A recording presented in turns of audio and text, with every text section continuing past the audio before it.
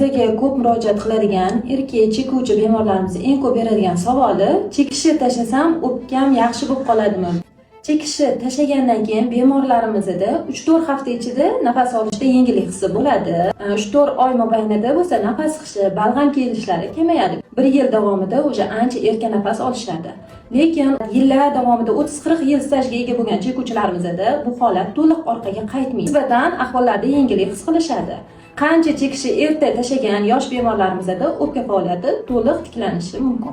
Surunkali chekuvchi bemorlarimizda chekishni tashlashgandan keyin o'pka faoliyatida davolash ishlarini olib borishsa, bu jarayon hech bo'lmasa yomon bo'lib ketishini oldi olinadi, to'xtaydi.